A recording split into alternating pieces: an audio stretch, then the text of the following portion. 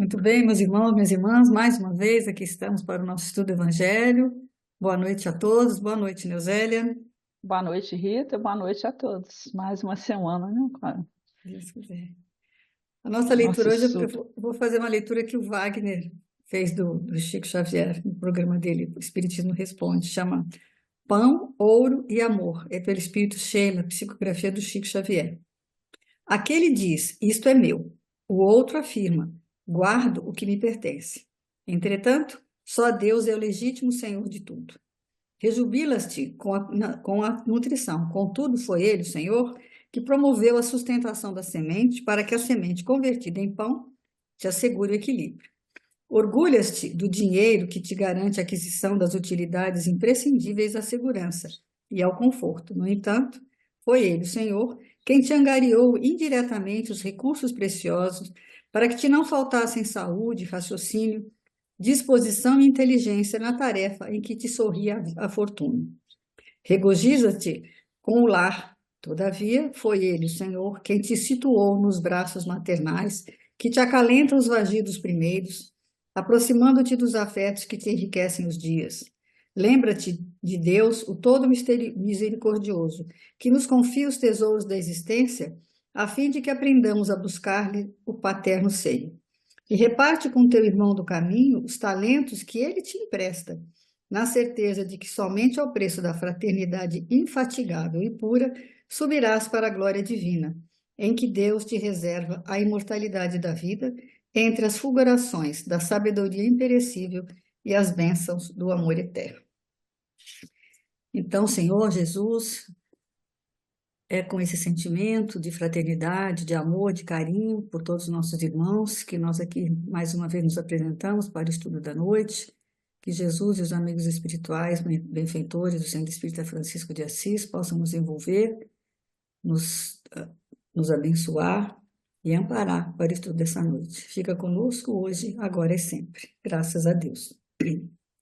Vamos lá, né? Mais uma noite de estudo do Evangelho, do miudinho do Evangelho de Mateus, baseado sempre no miudinho do Beraba, do Aloysio Elias. A gente está no capítulo 16, na passagem que fica entre os versículos 5 e 12. E é conhecida como o fermento dos fariseus e dos saduceus.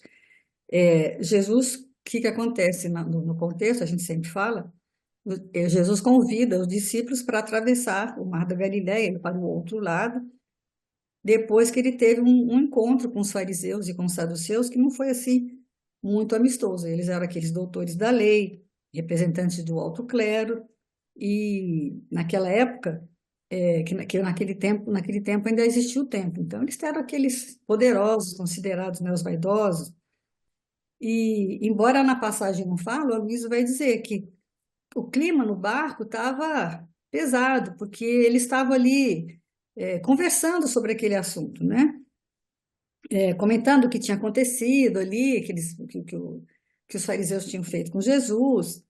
E aí, e é verdade, né? Você, às vezes, você tem um encontro na rua.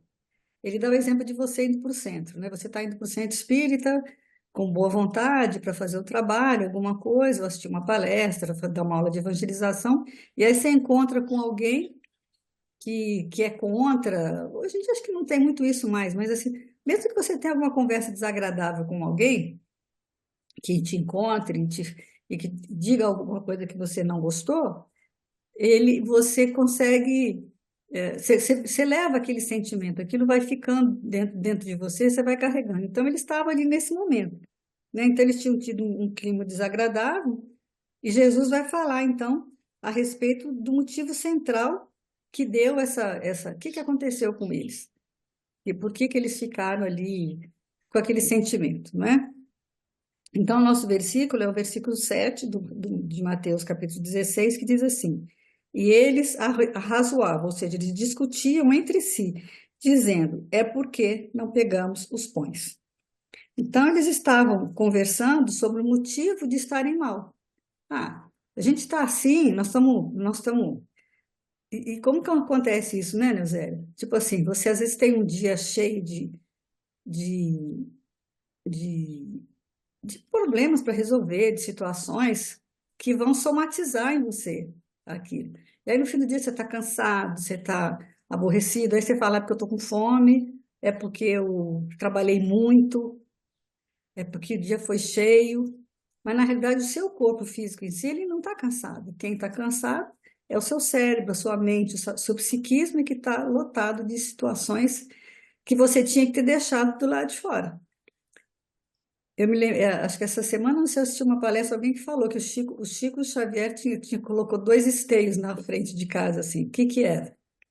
Um do lado do outro. Aí alguém se perguntou, para que é isso aí? Ele falou assim, a disciplina e o dever. Eu tenho que caminhar entre eles. É bonito É nisso. bonito isso, né? A disciplina e o dever. E aí, às vezes, e também me lembrei acho que é Vitor Hugo, que ele tinha uma árvore na porta de casa, que todo dia, quando ele chegava em casa, ele deixava todas as situações que o tinha aborrecido, algumas questões externas, né, que não eram da vida familiar, ele deixava ali. Mas é muito difícil você separar isso, né? Você acaba misturando e isso vai somatizando, é onde você tem dor de cabeça, onde você tem um monte de coisas no corpo físico. E aí os discípulos, Eu ingenuamente, acho, eu achei interessante quando ele fala que é uma coisa da época de Jesus, dos homens da Palestina, né? Que eles tinham essa ingenuidade de não conseguir decifrar aquilo que realmente estava acontecendo. Então, eles colocavam isso à conta do pão, do lanche que eles não haviam deixado. Mas eu fiquei pensando assim, quanto que nós somos assim. Hoje a gente não tem essa ingenuidade toda, porque o mundo, em termos de conhecimento, né, assim, psicologias, de né? psicologia, o mundo evoluiu mesmo, mas a gente continua com mal-estar, a gente continua procurando uma doença física na medida que a gente se esquece de olhar para dentro de nós, né, e nos entendermos enquanto espíritos que somos, então a gente busca essa fragilidade no corpo. E aí a gente às vezes vai no médico, olha como é que isso é comum, apesar da gente já estar aí há 2000 anos, né, de evangelho, mas o quanto que a gente ainda tem dificuldade para entender realmente o que está se passando com a gente. Porque a gente vê, a gente analisa que a gente é corpo. Se a gente for olhar o tempo todo, você está procurando, estou com dor aqui, tô com a coluna, por exemplo, né? E a psicologia abre esse campo de entendimento maior, mostrando, né, o quanto que a gente somatiza essas questões, mas a gente continua como os homens de antigamente, ainda nessa ingenuidade do não entendimento, para saber que as causas de tudo residem aonde? No nosso espírito imortal. Apesar da gente ter conhecimento que dor no joelho é porque você não se ajoelhou, é por falta de humildade, você continua orgulhoso e o joelho não vai melhorar nunca, né? E Então, aí todos você quer uma. esses sentimentos, a gente vê muito lá na instituição como é que tem pessoas, às vezes filhos adultos, homens de 30, 40 anos já, que chegam lá para deixar o familiar, o pai, o tio, ou alguém que ainda estão carregando dentro do peito, assim, do coração, um sentimento de mágoa. E aí falam como se fossem crianças assim de 10, 12 anos, né? Ah, tipo assim, ele bebia, ele me batia, e não sei o quê. Aquilo fica no psiquismo e a pessoa não percebe que aquele idoso que está ali, que já está às vezes com Alzheimer, que já está até manso, já não está fazendo mais nada disso, que ele não existe mais. Mas existe aonde? Dentro do coração dele, Dentro de cada um. machucando ainda. E a gente trabalha isso muito com criança, né? Olha, identifica o que você está sentindo, né? Às vezes uma criança que explode, é a raiva, tá? Por que que você está com raiva? O que que você está sentindo? O que que te incomodou? Mas a gente esquece de fazer isso com a gente que é adulto. Então, isso é uma coisa que eles estão fazendo. Que nós esquecemos o pão. Não, não é porque eles esqueceram o pão, né? Então, o que a nossa palavra que nós vamos destacar hoje em análise é o porquê. Porquê junto, né? Uma afirmação. Que é uma coisa que tem que saber, que porquê quando está junto é uma afirmação, né? É uma conjunção explicativa, e quando está separado, é uma interrogação. Né? Tem até o porquê com acento, tem várias, né? A língua portuguesa tem esses nuances, né?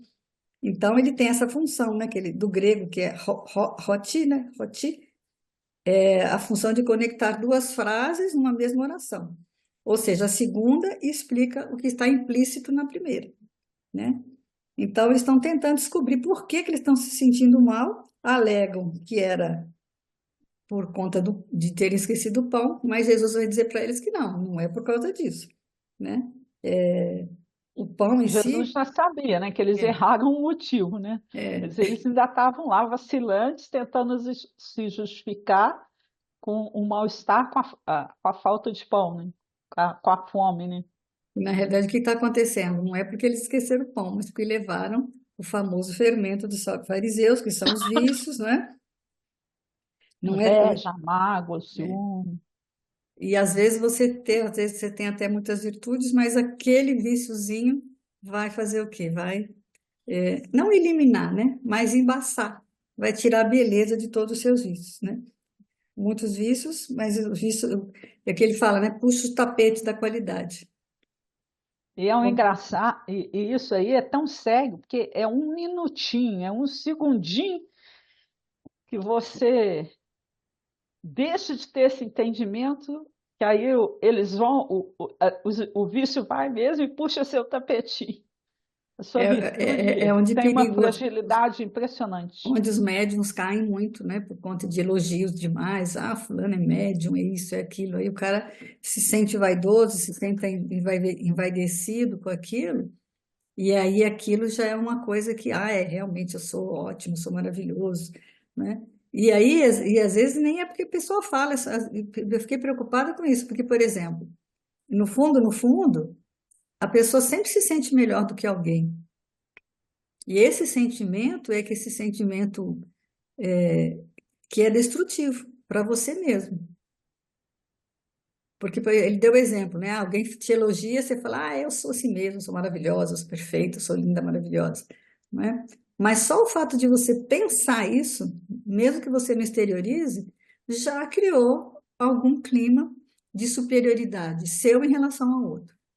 E isso é muito difícil, né? A gente vê, por exemplo, no trabalho lá de assistência da sopa, eu acho que, sei lá, 100% das pessoas que vão ali, e como tem gente superior a nós lá, né? Tem várias situações que você vê a pessoa, aquele, por exemplo, o Jorge que frequentava, ele tinha todos os defeitos, assim, ele era um homem frágil, que usa droga, que fazia várias coisas, entendeu? Que a gente tinha medo dele e tudo, mas ele era de uma generosidade enorme, porque ele frequentava.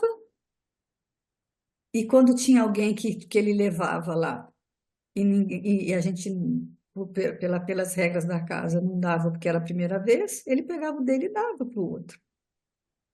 Então, quer dizer, é uma generosidade que é nata nele, que é espontânea. Essa espontaneidade que a gente às vezes não tem, não é? E aí ele vai para a referência cruzada de Lucas 18. Não é isso? É. É. O fariseu, estando em pé, orava consigo desta maneira: Ó Deus, graças te dou, porque não sou como os demais homens, roubadores, injustos e adúlteros, nem ainda como esse publicano. Jejuo 2 vezes na semana e dou os dízimos de tudo o que possuo. Como é que a gente precisa comparar com o outro, que está pior, que a gente acha que está pior, para poder se elevar, né? Para poder se mostrar para Deus melhor do que o outro. Complicado, né? É o que eu falei, né? Ele fala, né? Deus, meu irmãozinho, os diminutivos, né? Ou quando você vai rezar para um político, como é que você reza para um político?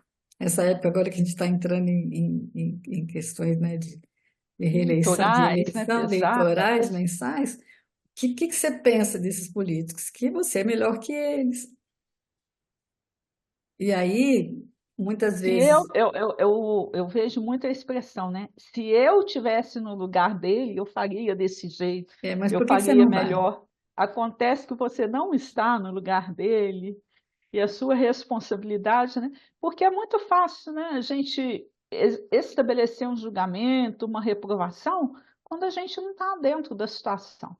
E talvez, eu às vezes penso isso quando eu escuto algumas determinadas pessoas falarem, e eu me coloco na situação, quando eu julgo o outro, quando eu estabeleço esse tipo de julgamento, aí eu falo assim, mas se eu tivesse lá, talvez eu pudesse fazer pior ainda, porque a gente não sabe as circunstâncias, o quanto que é difícil, né?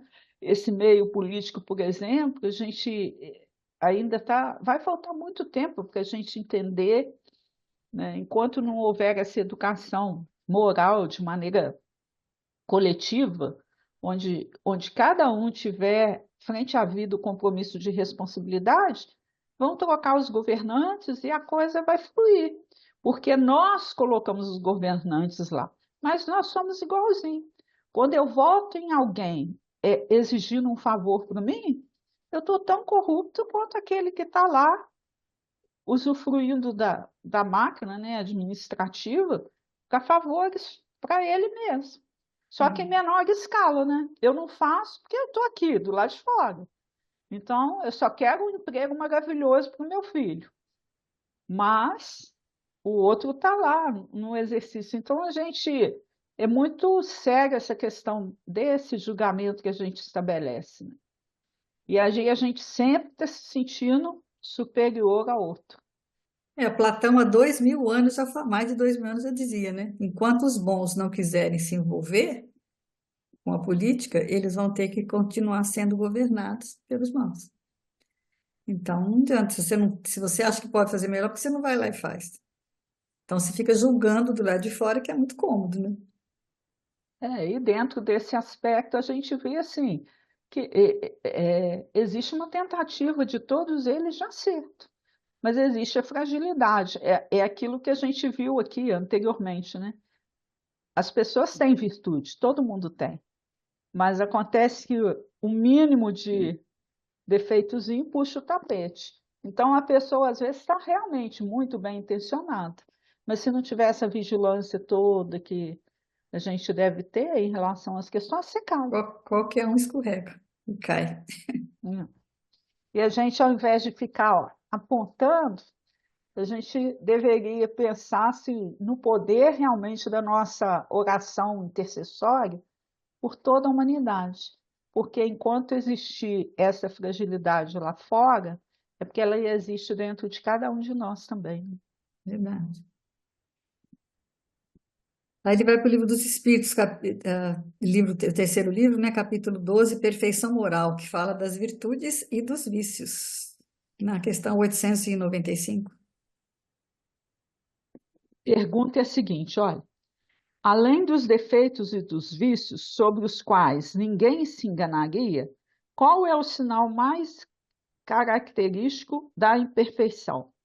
Eu acho, na própria pergunta, quando ele fala assim, ninguém se enganaria, né, a gente acha que o problema é que a gente ainda se engana nesse. O que é vício, o que é virtude, a gente ainda está agarrando nisso, né?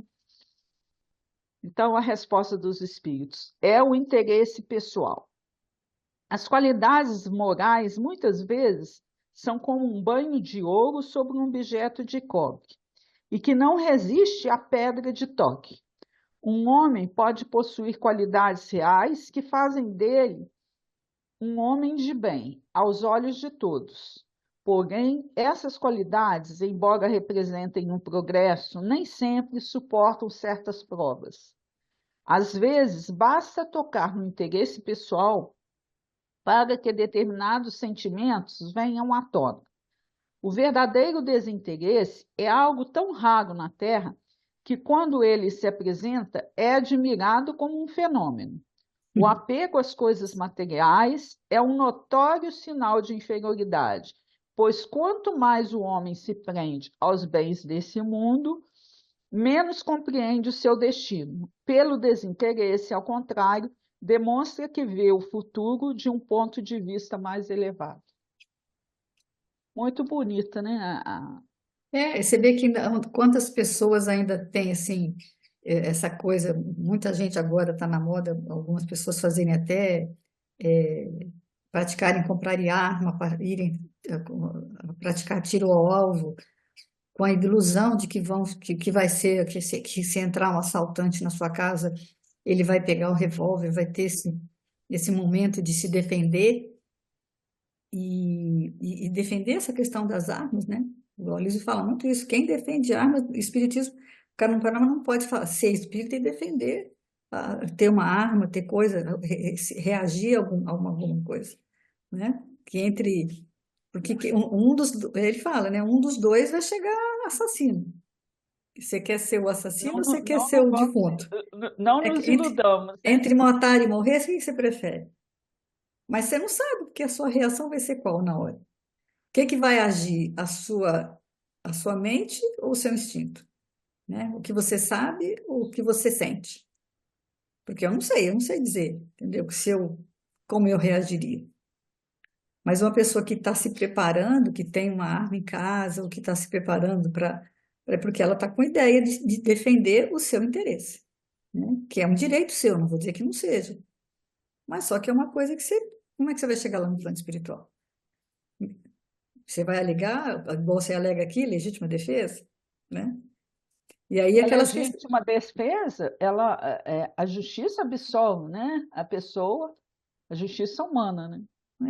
Ah, não, ele estava realmente foi legítima defesa, mas a doutrina vai muito mais além, porque enquanto a gente é espírita, a gente tem que pensar o que que seria para mim melhor, morrer ou Ou matar, matar. né? E aí a gente vê o quanto que a gente ainda tem uma visão distorcida. Aí, às vezes, quando a gente conversa isso com alguém, dependendo da pessoa, fala assim, Não, espírita é é louco, né? fanático, né? Fanático é É louco. louco de pensar desse jeito. Mas é o pensamento de espírito imortal. É. Ainda que a gente ainda se confunda em termos disso, mas a gente tem que ter a ideia da responsabilidade que a gente tem com a nossa vida e com a do outro. E Mas a também gente nós também temos que entender que o outro ainda enxerga assim, que é o jeito que ele fala, e que também não temos que se sentir superior em relação a isso. É tão complicado isso, porque ainda pessoas que pensam assim, elas enxergam diferente da gente. Então nós temos que olhar para elas com o quê? Com amor, com consideração, e não julgando elas por elas terem uma arma. E isso que eu não consigo ainda fazer. Agora, o que vai acontecer? Eu acho engraçado. Às vezes, uma vez eu vi uma conversa de uma pessoa que era mais violenta e outra que era mais calma. Aí ela contou uma situação assim: não, porque aconteceu isso, assim. Aí eu fiz, né? Ele reagiu, fez. Aí perguntou para o outro assim: mas tinha outro jeito? Não tinha outro jeito. Ele não viu outro jeito, se não reagir com a força. Aí o outro só olhou para ele assim e falou: tipo assim, para você realmente não tinha. Para mim, talvez tivesse. Então, a sua reação é diferente da do outro, e você tem que entender isso também, e não julgar o outro por causa disso. Então, se ele vai reagir pegando uma arma e matando, ele vai chegar lá do lado de lá e vai falar isso para Deus, né? Ou para a consciência. Tinha outro jeito? Aí vai ter reencarnação, né? Vai é, reencarnar para pensar diferente e ver, e vai reencarnar com quem? Perto de quem? Daquele que ele matou, provavelmente. Então é complicado isso, né? Deus entende isso, a gente não, né? E esse é apego que a isso. gente tem, né? As nossas virtudes, né, elas são quebradiças, os nossos vícios são como rocha, né? Eles estão cristalizados. E a gente usa muita hipocrisia para defender aquilo que a gente julga também que é nosso, né, Rita? Quando a gente fala, ah, isso é meu, até em termos de família. Efetivamente, se a gente faz um estudo aprofundado, como a doutrina ensina para a gente, nada te pertence. É a leitura que eu fiz Nada, no início, por isso que exatamente eu fiz nada. ela. Não existe meu filho, não existe nada, nada, nada. Então a gente tem que ter essa visão, essa propriedade que a gente acha que é legítima, na realidade não é. Então toda vez que é o que o livro dos Espíritos lá fala, né? Que eu trabalho com o interesse pessoal, aí eu estou complicando as situações e estou fazendo com que realmente as minhas virtudes fiquem mais quebradiças, né? E fortalecendo aquilo que existe em mim, que eu não consigo ver, que o próprio Freud fala, né? Quando falava, né? Quando você fala que não tem, é porque tem. Eu gosto muito dessa frase do André Luiz, quando ele fala, né? Corrige em ti o que te incomoda no outro. né?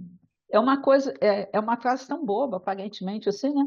Mas que é de uma profundidade grande demais, porque se a gente ainda não consegue conviver com determinadas situações com a serenidade necessária, é porque aquilo ainda está ali no seu inconsciente, escondidinho, que você ainda nem conseguiu visualizar que tem e que precisa ressignificar aquele sentimento tão negativo, o apego, estar voltado sempre para a gente mesmo, né? Nessa situação do egoísmo frente à vida. E como a gente vive numa sociedade onde os valores estão invertidos, muito invertidos, e aí é o que ele fala, aparece na mídia, o cara, uma pessoa acha um enorme um valor, enorme dinheiro ou algum bem maior, e aí ele devolve, né, para a pessoa.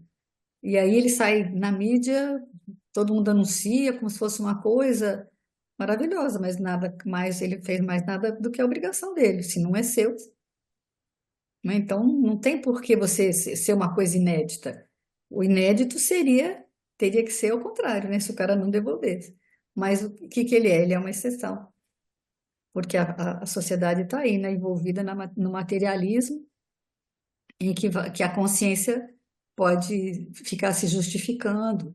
Porque nós temos as nossas justificativas, né? Esse que é o grande problema, para a gente ter as questões, né? E o tempo todo, né, a gente justifica, fica valorizando, aí, porque, como acontece, né?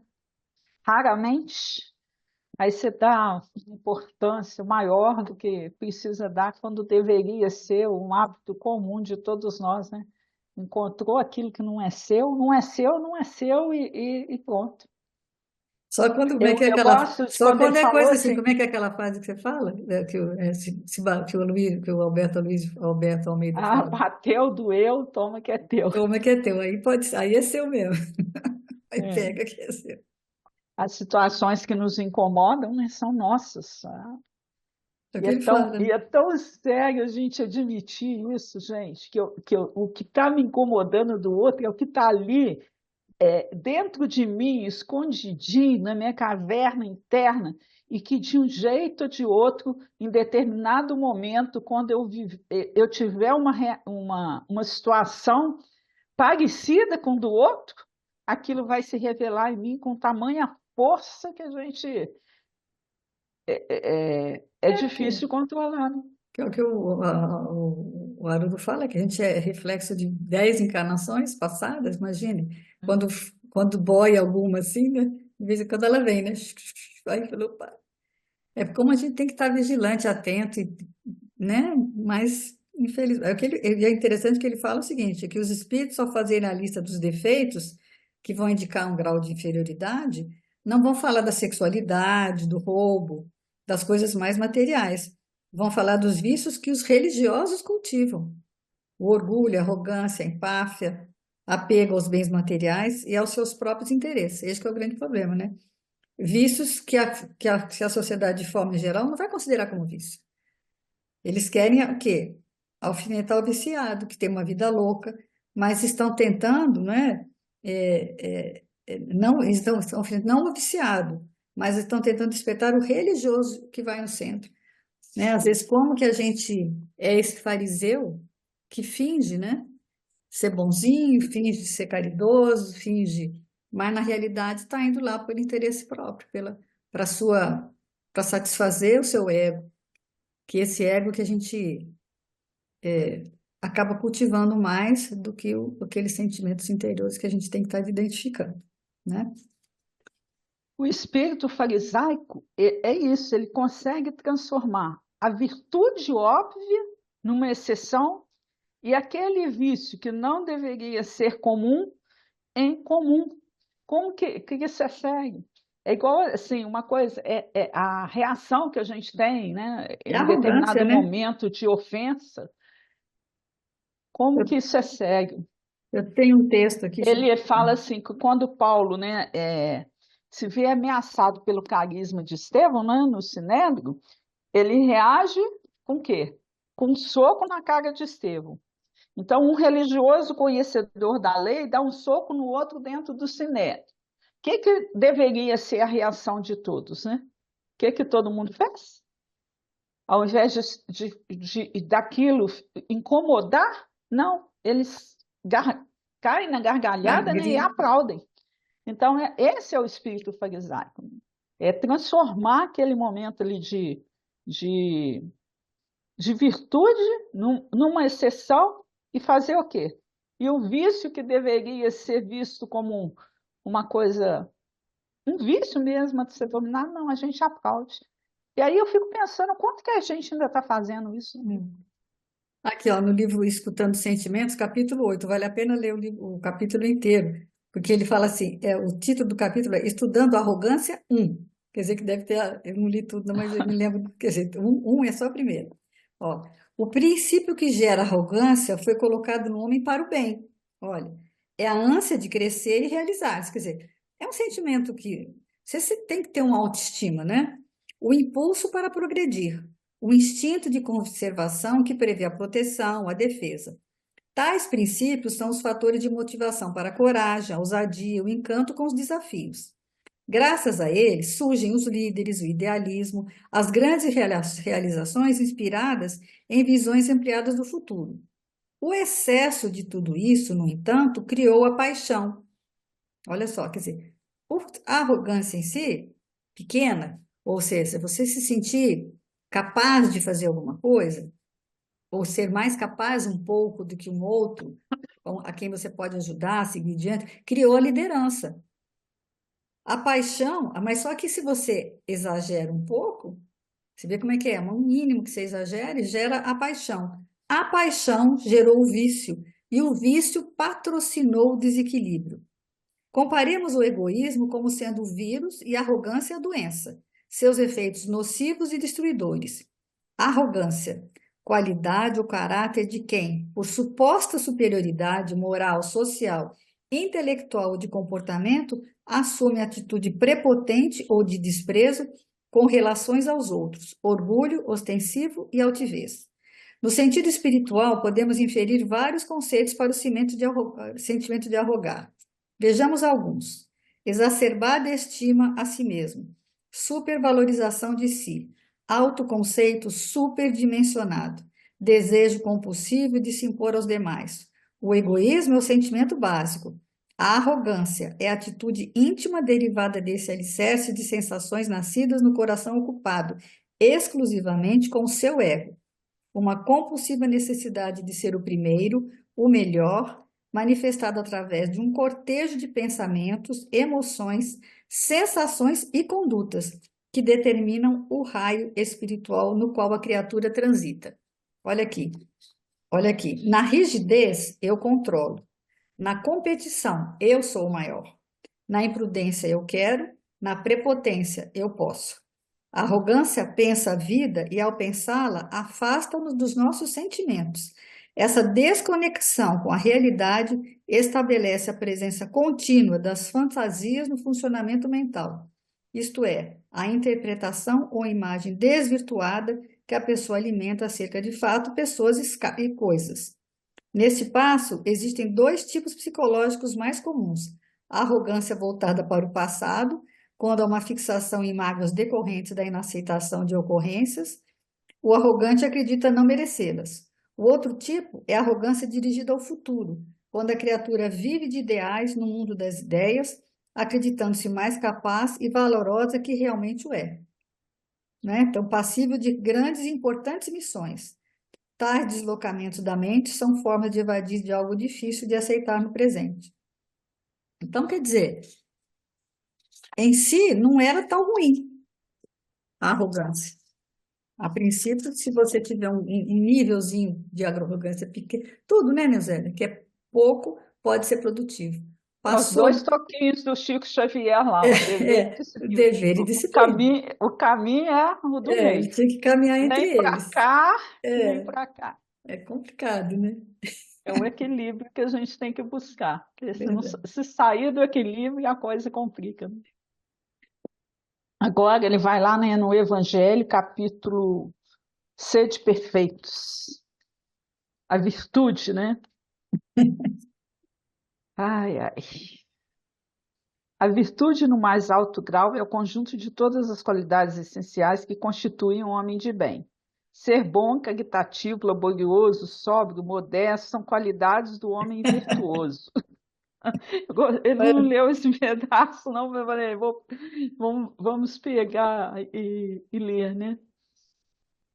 É tão difícil, né, gente? Infelizmente, quase sempre se Bom, caritativo, acompanha. laborioso, sóbrio, modesto.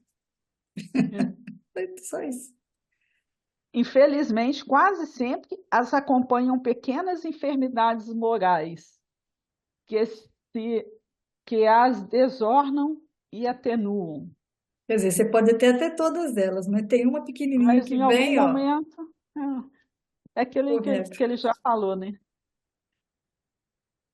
Não é virtuoso aquele que faz ostentação da sua virtude, pois lhe falta a qualidade principal, a modéstia, e tem o vício que mais se opõe, o orgulho. É justamente tudo isso que a O gente orgulho e o falou egoísmo, né? São os males da nossa questão, sociedade, né? da questão dos fariseus, né? Que o tempo todo eles se acham superiores ao outro, né? A E- virtude, Eles, olha que eles, interessante. entre aspas, nós, né? Vamos botar Nós, nós, não, né? não. Os fariseus de lá somos nós aqui, reencarnados ainda com os vícios E cristalizados, é o né? que falo, o fariseu de hoje é o mesmo fariseu dos tempos modernos, dos tempos medievais, dos tempos antigos, e ele vai só reencarnando e é pouco, né? É muito pouco tempo que a gente tem para poder ir melhorando isso. Olha só que bonita essa frase. Olha, a virtude verdadeiramente digna desse nome não gosta de estardear-se. Olha, eu gostei até da expressão, né? Adivinham-na, ela, porém, se oculta na obscuridade e foge à admiração das massas. Então é isso. Quando você tem uma virtude, você não precisa ficar falando sobre ela. Por quê? Porque ela vai ficar evidente para todo mundo. As pessoas vão olhar para você e vão adivinhar. Fulano é virtuoso. Ela por si só, né, se manifesta. Agora, aquele que fica falando dela, se vangloriando, na realidade não é virtuoso, né? Afastai, porém, de vossos corações tudo que seja orgulho, vaidade, amor próprio, que sempre desadornam as mais belas qualidades. Não imiteis o homem que se apresenta como modelo e trombeteia ele próprio suas qualidades a todos os ouvidos complacentes. A virtude que assim se ostenta esconde muitas vezes uma imensidade de pequenas torpezas e de odiosas covardias. Eu achei isso aí de uma profundidade tamanha, porque é realmente assim, às vezes você está anunciando, né, o quanto que você é bom, o quanto que você é belo, mas na realidade aquilo ali você está escondendo, né, o quanto de mal, né, de torpeza, de covardia que ainda O existe em Chico disse que você. tinha um amigo, né, acho que era Arnaldo Rocha, que ria muito, era muito. Aí ele falou assim: não ri, não mostra todos os dentes, não pode ter alguém triste perto de você, né? Então você tem que respeitar, às vezes até a sua alegria, até a sua coisa pode estar incomodando alguém, né? Que já não está tão bem. E isso tudo a gente tem que. E quando a pessoa é assim, tranquila, serena, de fato mesmo, só a presença dela é suficiente, não é? Às vezes você percebe assim que você fica perto de uma pessoa, você se sente bem perto dela, por quê? Porque a aura dela é boa, porque tem essa questão energética. Agora, se a pessoa já começa, não sei o quê, eu sou isso, eu sou aquilo, eu fiz isso, eu fiz aquilo, começa a contar as coisas que ele fez, ela perde, né, esse orgulho de ser quem é, excessivo, vai, vai cobrir aquele sentimento que o outro podia ter por ele, não é? De admiração. Ele continua falando aí justamente isso que você falou aí agora. Em princípio, o homem que se exalça, que ergue uma estátua à sua própria virtude, anula por esse simples fato todo o mérito real que possa ter. Entretanto, que direi daquele cujo valor consiste em parecer o que não é? Né? É muito. Admiro de boa mente que o homem que pratica o bem experimente uma satisfação íntima em seu coração, mas desde que tal satisfação se exteriorize para colher elogios, degenera em amor próprio. Isso, é bonito também isso, né, Rita? Porque na realidade, assim, todas as vezes que a gente tem uma postura, né, no bem, aquilo traz uma paz, uma tranquilidade, né? E é bom a gente sentir isso, né? Seria uma coisa positiva. Mas quando eu tenho esse sentimento e eu começo a fazer propaganda dele, né? E aí vira amor próprio, que é justamente o que o livro dos Espíritos fala, né? Quando vira amor próprio, o quê? Aí passa a ser interesse pessoal. Aí você já estragou tudo, fez tudo atrapalhado, né? Eu não sei se é no Jesus no Lar ou em algum outro livro que conta uma historinha que a pessoa foi pedindo, pedindo, pedindo tudo, mas nunca conseguia ser, assim, ser feliz ou ter a perfeição e tal. Aí no final, o que que tem? O que que sobrou? Sempre sobrou interesse pessoal. E aí, pelo interesse pessoal, enquanto ela Ele teve se aquele interesse, ou aquele apego, aquelas coisas, o orgulho, né? É que vai destruindo a humanidade em geral, né? Vai continuar. Isso. Ó vós todos a quem a fé espírita aqueceu com seus raios, que sabeis quão longe da perfeição está o homem, jamais esbarreis em semelhante escolho. Aí está falando para nós, os espíritas, né? A virtude é uma graça que desejo a todos os espíritas sinceros, contudo, dir-lhes-ei, mais vale pouca virtude com modéstia do que muita com orgulho. Pelo orgulho é que as humanidades sucessivamente se hão perdido. Pela humildade é que elas uns dias hão de se redimir. Ele Né? fala no Então é escolho, isso. né? O que que é o escolho? Escolho é aquele rochedo que o navio bate, né? E o Sim, navio fica ali encalhado, não sai do lugar, fica ali. E aí já não tem mais jeito, porque não tem como voltar. Então ele tem que tomar cuidado que ele fala, ó, jamais esbarreis em semelhante escolho, que é o orgulho, né? E aí o que ele fala, né? Essa é a é fórmula de quando a gente faz regeneração do planeta. propaganda, é aquilo, a gente fazia propaganda daquilo que a gente é, né? Ele ainda deu o exemplo também da parábola do filho pródigo, né? Que tem o filho que sai e o filho que fica, né? Mas na realidade, assim, aos nossos olhos, né, como primeiro, assim, uma primeira análise que a gente faz e de estabelecer o julgamento que a gente faz, né? Aí você fala, o que foi, e usufruiu de tudo e Fez tudo depois errado. volta, né? Fez tudo errado. Mas aí a gente analisando e estudando claramente essa parábola, a gente vê o quê? Que na realidade aquele que foi e volta, ele começa, se reconhece nas suas dificuldades, nas suas fragilidades, se mostra aquilo que é. E o filho que ficou no fundo é aquele que tinha aquele orgulho, por quê? Porque ele ficou o tempo todo, mas dentro do interesse pessoal dele, né? Ele até se desconhecia quem realmente ele era.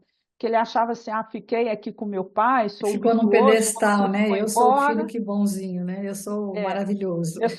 eu sou bonzinho, o outro que não. E na realidade, assim, se a gente for analisar em termos de sentimento, né?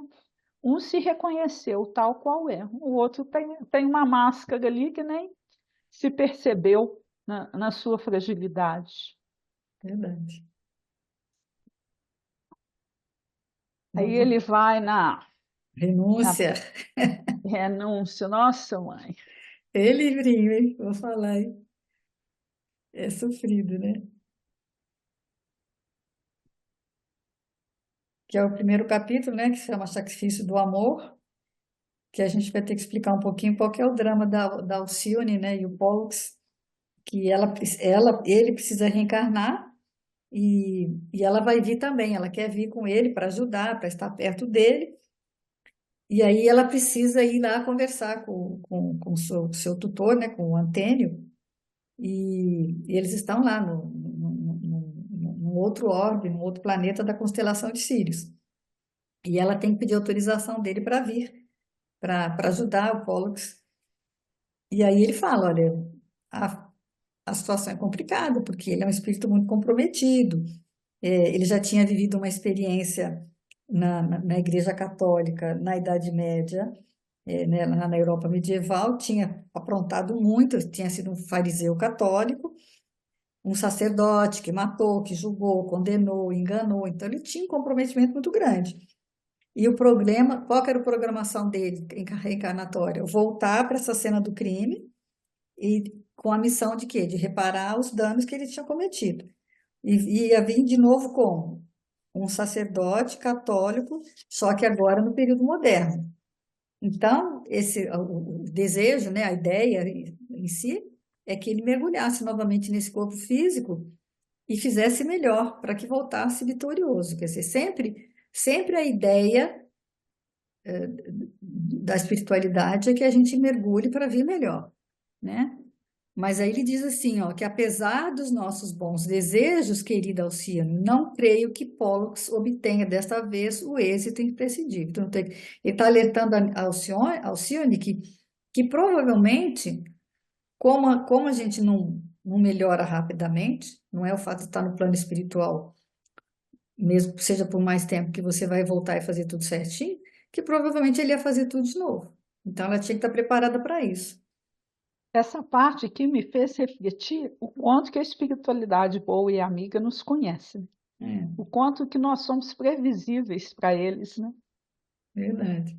Ele sabia exatamente que ele não estava com aquela prontidão que E ela tinha uma precisaria. expectativa em relação a isso, né?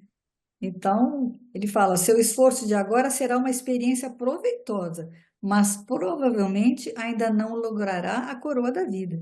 Ou seja, vai reencarnar, talvez ele seja até um pouquinho bom, né? Vai viver uma nova experiência. Alguma coisa ele vai melhorar, aprender, né? Porque realmente não estava.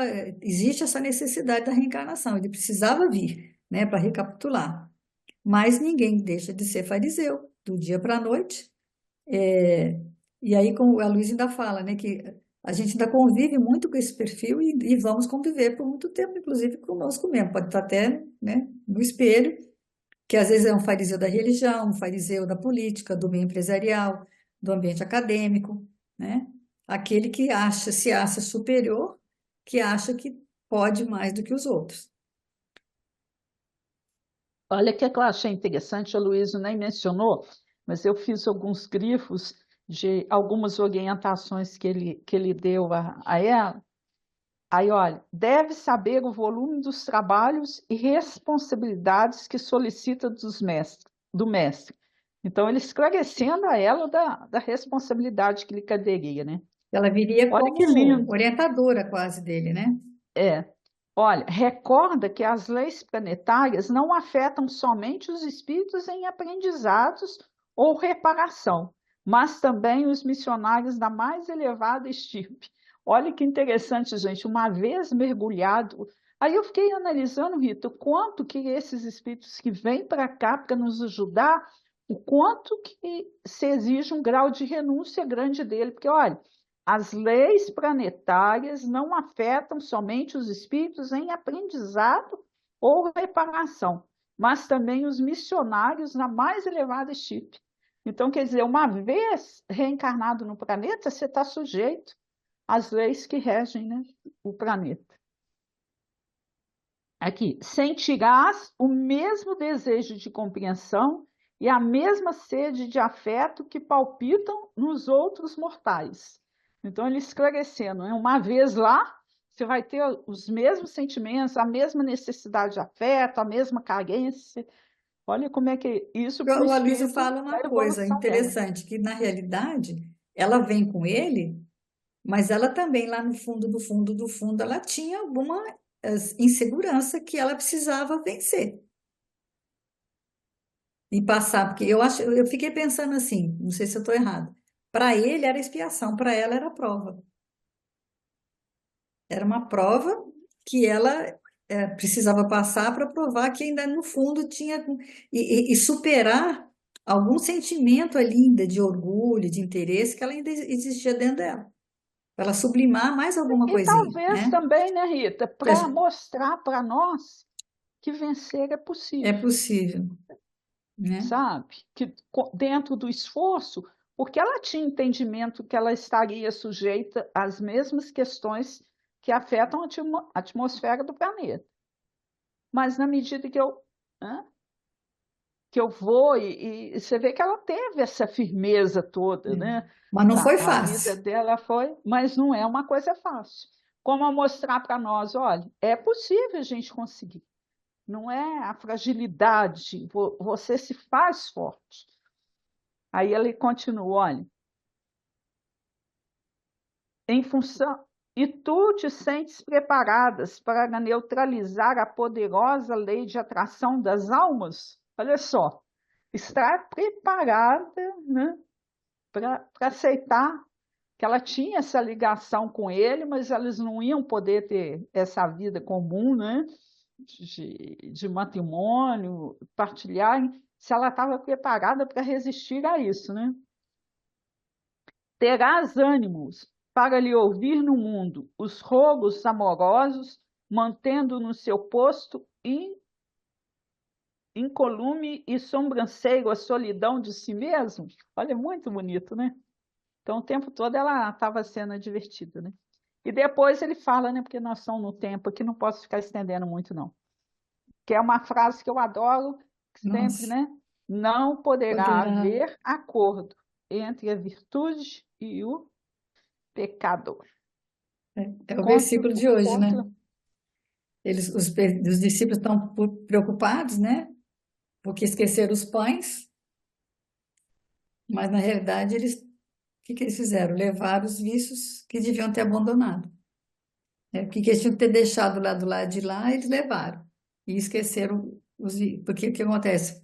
Pelo fato deles estarem carregando os vícios, as virtudes que eles tinham ficaram, né? Sem. E é o que o instrutor está falando. E aí, ó, e como o pecado ainda domina o mundo, a tarefa apostólica em seus trâmites será sempre um doloroso espetáculo de sacrifício para as almas comuns. Né? Aí ele continua, né? Agora lá na segunda parte, que já é o finalzinho do livro, né? É o capítulo A Despedida. Aí ele fala, olha, pouco a pouco esquecia os nobres ideais do pretérito. Aí já é a questão dele, né? As antigas palestras de Ávila, as observações do tutor, os conselhos e a exemplificação de Alcíone. Dormiam-lhe no coração meio esquecidos. Por vezes, interpretava a si mesmo se não teria sido demasiadamente sentimental no passado distante. A atmosfera pesada e sufocante dos interesses mesquinhos do mundo entorpecia-lhe o espírito. Aí já é a situação de Carlos, né? E o conflito que ele vivia, que ele esqueceu. Aí eles passaram pelo livro, vale a pena dar a dica, leiam o livro, porque é extremamente interessante. Ele achava que estava delirando, né? Que aquilo tudo que as palestras que ele havia tido com ela na convivência, então ele achava que aquilo é aquele negócio, né? Deixou nesse momento o, o vício, né? Puxar o tapetinho das virtudes e do convite à mudança que ele teve acesso. É isso, Leone. Olha, quando ele usa a expressão, né? Dormiam-lhe no coração meio esquecidos. Eu acho que é isso que a gente faz. O sentimento nobre, eu acho que ele é como uma plantinha que a gente tem que regar todo dia, ficar atento a isso. Quando você deixa aquilo ficar, sabe, morno lá dentro, sem cuidar, É você fácil. fica. mais Você, vulnerável, né? você tem um dia cheio de problema, aquela coisa, aí você fica o quê? Revoltado, porque você acha que você não merece aquilo, certo? Aí no final do dia, o que que você faz? Você fala assim, ai, eu mereço, aí eu vou comer uma pizza. Eu mereço, né? Aí eu, né, vocês levam isso para o lado todo, não, porque eu tive um dia difícil, tive um dia trabalhoso, aquela coisa toda, aconteceu um monte de coisa. Você se coloca no local de vítima daquilo, que você, como se você não merecesse, e aí você faz o quê? Você mesmo se compensa, né? Materialmente, ou às vezes até psicologicamente, e justifica, né? Não, então, é o que ele está falando ali. Ele, embora ele tenha recebido lá do padre Damiano, que é o Emmanuel, todas as orientações, tenha convido com o Alcione e tudo, no final ali, quando ele já está, que ele se transforma no inquisidor, e vai acabar até ia julgá-la, né? Que acontece? Ele fica falando assim, não, naquele tempo eu era ingênuo, agora não, agora eu sou uma imadura, eu sou forte, né? E se envolve esse orgulho faz com que ele se sinta o quê? Poderoso, poderoso para resolver a vida das outras pessoas, resolver o que vai acontecer, né? Ter esse poder de, de definir quem vive e quem morre. É isso que ele vai e aí ele esquece toda que fica aquela ficou esquecido, adormecido tudo aquilo que ele aprendeu, porque não era conveniente para o orgulho dele, né? Pode E ver. aí, já no final, né? Agora a gente vai, quando ela realmente, já no finalzinho lá, né? Quando ela está desencarnando já, ela tem esse reencontro com ele e ela fala com Carlos, né? Sai dos círculos da revolta e da vingança. Jesus nos oferece irmãos e tutelados em toda parte. Não permaneça nos lugares onde haja perseguições ou separatividade em seu nome. Eu gostei dessa expressão, não permaneças, É. porque a decisão de permanecer no lugar errado, com as pessoas erradas, é sempre a gente. A gente escolhe permanecer ou não. Então, ela frisando para ele, né? Inclusive Não porque é mais permaneça. cômodo, né? É mais cômodo, É, né? onde existe separatividade, onde existe perseguição, a gente não pode permanecer. Volta, Carlos, volta à pobreza, à simplicidade e ao esforço laborioso. Se for preciso, pede de porta em porta o pão do corpo, mas não odeies a ninguém. A desesperação te conservará algemado no lodaçal do mundo. Isso também é cego, né? Todas as vezes que a gente se desespera, gente, a gente permanece o quê? Algemado no lodaçal do mundo, né? A gente se afoga ali, a gente mesmo se aprisiona. Desperta novamente para um amor que o Mestre nos trouxe e perdoa o passado pelas dores que te deu. Essa coisa da gente perdoar o passado também é uma coisa tão importante, que passou, passou. Inclusive, uma das leituras que eu fiz, né? A gente fala justamente isso, né? Quer ver, ó? Momentos existem nos quais é impossível desconhecer as nossas falhas. Entretanto, tenhamos a devida prudência de situar o mal no passado. Então, passou, passou, gente. A gente não pode ficar agarrado lá, não. Né? Nem que seja avançar um passinho de cada vez, né? Se a gente teve um comportamento menos feliz até ontem, hoje é um novo dia. Avaliemos-nos, auxiliemos-nos reciprocamente, auxiliando a luz que nos dissipa a sombra. Então, vamos avançar devagarzinho, tudo, mas a gente pode ajudar um ao outro e sair dessa zona de desconforto, né? Que é É. ficar algemado ao passado. Ele termina com aquela música da Geni, o Zeppelin, do Chico É, Buarque, com as frases, que é interessante, é forte essa letra, porque essa eu li também, é a muito Geni é forte. muito bonito, porque, tipo assim, enquanto ela é considerada uma prostituta, e no meio da frase, ela é ela é boa de cuspir, ela é promíscua, aquela coisa toda, e ela maldita Geni. Aí chega um militar num Zeppelin prateado e se encanta com ela e quer passar uma noite com ela.